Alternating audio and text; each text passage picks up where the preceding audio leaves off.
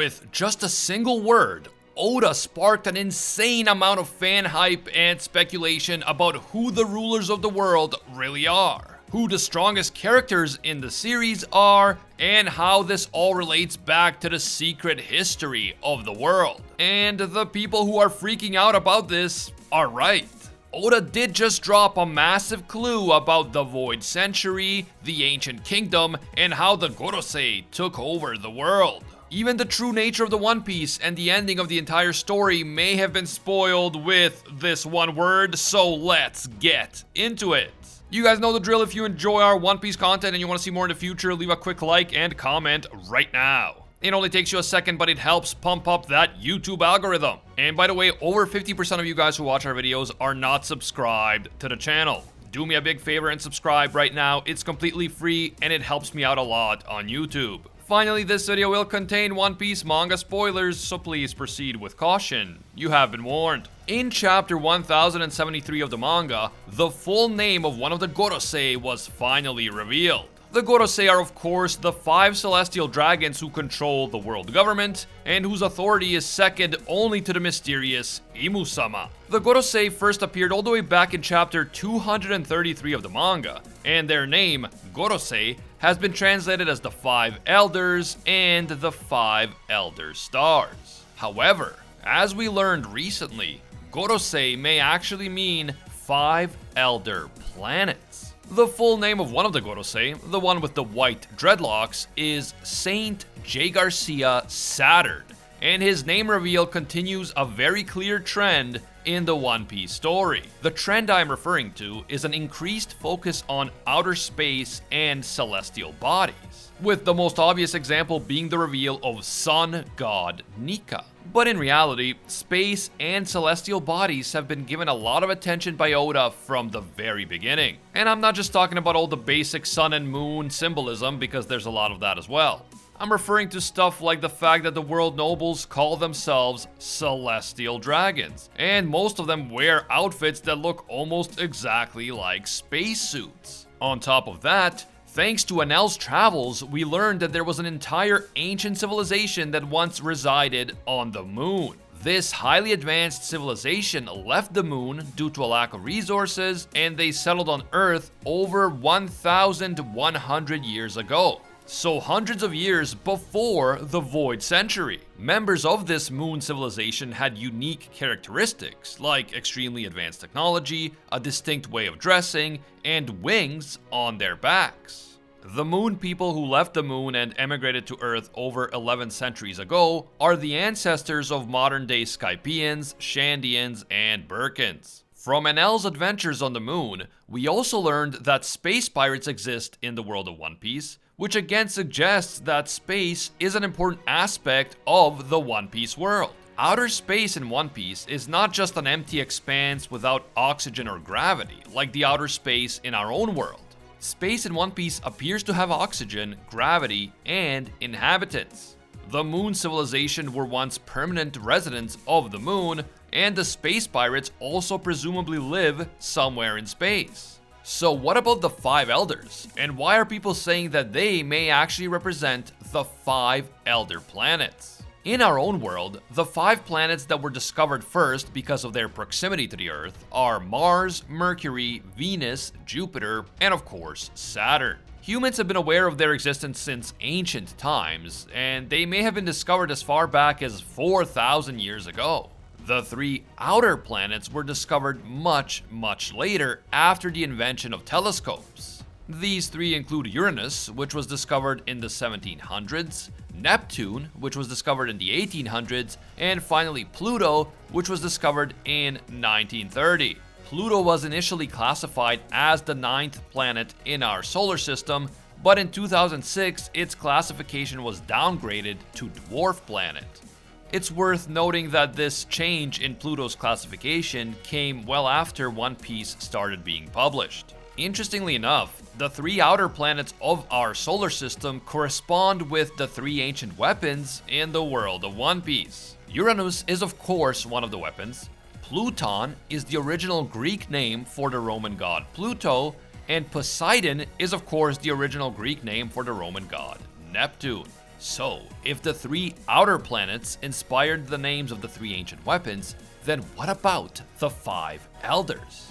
Well, we now know that one of the elders is named Saturn, and since there are 5 of them and there are 5 elder planets, we could assume that each one of them has been named after one of these planets. As Arthur from the Library of Ohara pointed out in a recent video, in Japanese, the word Gorosei can be translated as not just 5 elders or 5 elder stars, but also as 5 elder planets. This constitutes strong evidence that the names of each of the 5 elders could correspond to the 5 elder planets. I will link Arthur's video down in the description because his work is always great. And in that same video, Arthur points out that the famous globe that we see in Ohara may not actually show what many fans thought it was showing all this time. The globe depicts the Earth in the center, then a small round object which corresponds with the moon that NL visited, and then 5 other circular objects that are considerably larger than the moon but smaller than the Earth. These objects have different colors and different markings on their surface. Initially, many people thought that because they are smaller than the Earth, they must also be moons that circulate the Earth in the world of One Piece. Meaning that the Earth in the world of One Piece has 6 different moons, which is of course very different from our world, which only has 1. But what if the other 5 round objects are not actually moons, but separate planets altogether? What if these are the 5 elder planets in the world of One Piece? The globe on Ohara is not actually to scale, and it is simply showing the planets as they appear from Earth, rather than showing them in their true size or in their true location in relation to the sun. They may of course be as big as the Earth or even bigger, but because they are so far away, they appear to be way smaller to someone who is observing them from Earth. This means that along with the moon, there are at least 5 observable planets in that solar system, and each of the 5 elders may be named after one of these planets. What's more, since we know that space in the world of One Piece has oxygen and gravity, it is possible that one or more of these planets have the kind of atmosphere and geography that can support advanced human life. Since NL can reach the moon with a ship like the Ark Maxim, and since space pirates can travel through outer space in their own ships, we have to assume that the inhabitants of these other planets could potentially reach the Earth, just as someone from Earth could potentially reach these other planets. We don't know how far these planets are from the Earth in the world of One Piece, but they may not be nearly as far away as the 5 elder planets are from the Earth in the real world. And if these planets are not insanely far away, and if it is possible to travel through space by ship, then we cannot exclude the possibility that there are civilizations on these other planets. And they may have even made some contact with the civilizations of Earth at some point in the past. This could be the key to everything. This one piece of information could explain the Ancient War, the Void Century, the secret origins of the Celestial Dragons, and the true nature of the One Piece. After all, we know that the Moon civilization had advanced technology, and that they were able to travel from the Moon to the Sky Islands and down to the surface of the Earth. The One Piece Odyssey game even features an offshoot tribe from the Birkins who created a 4th ancient weapon capable of destroying the entire world. Although the games are not canon, this still hints at the possibility that other ancient weapons could potentially have extraterrestrial origins. This is extremely important because the Celestial Dragons themselves, and the Gorosei and Imusama in particular, may also have extraterrestrial origins. What if I told you that the real reason why the world nobles refer to themselves as Celestial Dragons, why they wear spacesuits, and why they act like they are gods among men, is because the current rulers of the world are literally from outer space? What if the Celestial Dragons, or at least those who really matter and who really run things, originated on other planets and then came to Earth during the Void Century as conquerors? Just like the Moon civilization came down to Earth over 11 centuries ago due to a lack of resources on the Moon itself, it's possible that during the Void Century, a civilization from another planet invaded the Earth. This alien invasion waged war against the Ancient Kingdom, which was defending the Earth from the foreign invasion.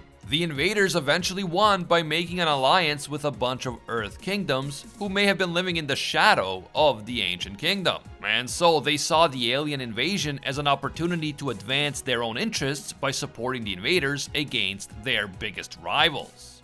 These kingdoms were eventually rewarded by having their royal families join the invaders as the undisputed rulers of the world, as gods among men. And yes, I know this all sounds crazy. I literally sound like that guy from Ancient Aliens who thinks that the answer to all of history's mysteries is just aliens. But if we were to suspend disbelief and consider the possibility that some of the rulers of the world actually came from other planets, then this really would explain a lot. Why are Imu-sama and the Gorosei so desperate to erase an entire century from history? Why don't they want anyone to know what really happened during the Ancient War? Well, if we presume that the Ancient War was waged between alien invaders and an ancient kingdom that was valiantly defending the Earth from invasion, then the world nobles would lose all legitimacy in the eyes of the people. The people would know that these celestial dragons are not the rightful rulers of the world. They are actually foreign invaders and colonizers, and the people of the world would be justified in opposing them. So the truth had to be hidden at all costs. This would also explain why the Lunarians were violently forced out of their homeland on top of the Red Line and driven to the brink of extinction. We know that in ancient times, the Lunarians were thought of as gods, and their homeland on top of the Red Line was a place that commanded a lot of respect and reverence. In fact, the Lunarians themselves may have been an offshoot tribe of the Moon civilization or another extraterrestrial civilization given their wings and unique powers and abilities, but that's a topic for another video. If foreign invaders wanted to ensure that the local population would obey and respect them, what better way to do it than to defeat the old gods, usurp their homeland, and then proclaim themselves to be the new gods of the world?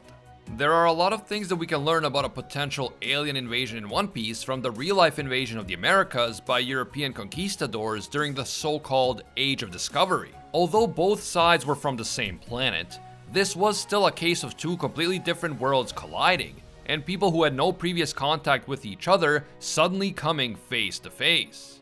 Interestingly enough, the rulers of ancient Mesoamerica would often equate themselves with Quetzalcoatl, an important Aztec god who is described as a feathered serpent, almost like a celestial dragon. But moving on. Aztec rulers who claimed to be Quetzalcoatl were implying that they were this god's current incarnation or reincarnation on Earth, and that gave them the divine right to rule.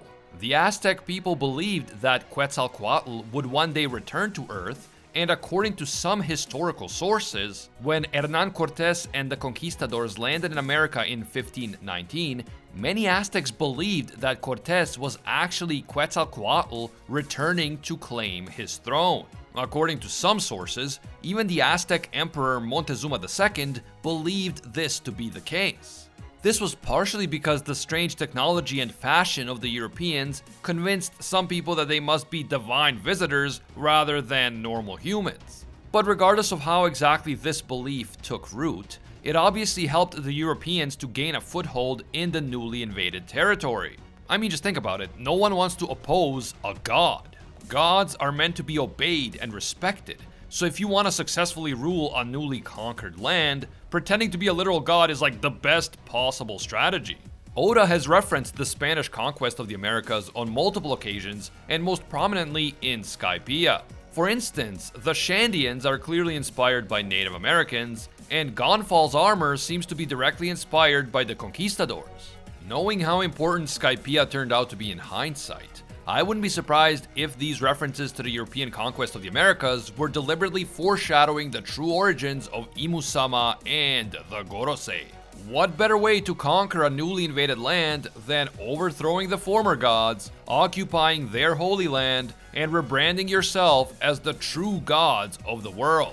Now let's talk about Saturn, which, as I said, is part of the newly revealed full name of one of the Gorosei, Saint J. Garcia Saturn.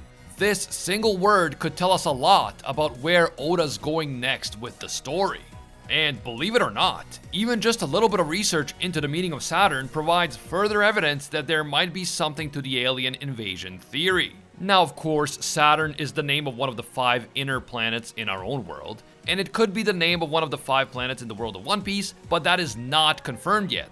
In our own world, the planet Saturn was named after the Greco-Roman god of time, abundance, wealth, and a bunch of other things. Fun fact, but Saturday, the actual day of the week, is also named after him. The Roman Saturn is equated to the Greek titan Cronus, who famously overthrew his own father Uranus, the sky god. Saturn then reigned over a mythological Golden Age period, which was a time of peace and abundance. Now, there's an interesting thing about Saturn that I didn't even know until I started doing research for this video. In some of the Roman mythological traditions, Saturn was known as an immigrant god. According to these traditions, Saturn was expelled from Greece by his son Jupiter, and he then emigrated to Rome, where he was welcomed by the Roman god Janus. So Saturn became a foreigner god in Rome, a foreign ruler who was nevertheless worshipped and obeyed by the Romans. They even named one of their greatest festivals after him, Saturnalia, and some of the most important temples in Roman religion were dedicated to Saturn. Saturn was accepted as a king in Rome because he was able to take an unruly and scattered people and unite them all and give them laws. Now yes, I am diving pretty deep into Greco-Roman mythology here, but to be fair, Oda loves mythology, and he has referenced many mythological traditions in One Piece, including Greek and Roman. Because of that, I firmly believe that studying mythological traditions, including Greek, Roman, Norse, Egyptian, Mesoamerican, and of course Japanese, can give us real clues about where he's going with the story. And if the name J. Garcia Saturn is a clue that, like the Saturn in Roman mythology, Saint J. Garcia Saturn is a foreigner, an immigrant god in the world of One Piece, then the final saga of the story may really take us where many have been predicting that it will go all along: outer space. If the ancient war was a clash between earthly kingdoms and extraterrestrial invaders who ultimately conquered the Earth and created the world government, much like the European colonists conquered the Americas and then set up their own governments there, then the search for the truth about Joy Boy and the One Piece will inevitably take us into space. Ever since I first read the Oden flashback, one small detail has bothered me about Roger's famous visit to Laugh Tale. If the ancient war occurred between 900 and 800 years ago, then why would Roger say that he was too early? Too early after 8 freaking centuries? That doesn't seem quite right. Now sure, we can say that he was too early because Joy Boy had not yet reawakened inside of Luffy, but we only know that in hindsight.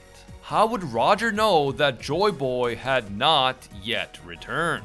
I mean, he would know that he isn't Joy Boy and that Joy Boy wasn't on his crew, but how would he know that Joy Boy wasn't already out there somewhere, maybe on the other side of the world? How could Roger have known that only several years after his death, a boy would be born who would one day awaken the Nika Devil Fruit and usher in the return of Joy Boy?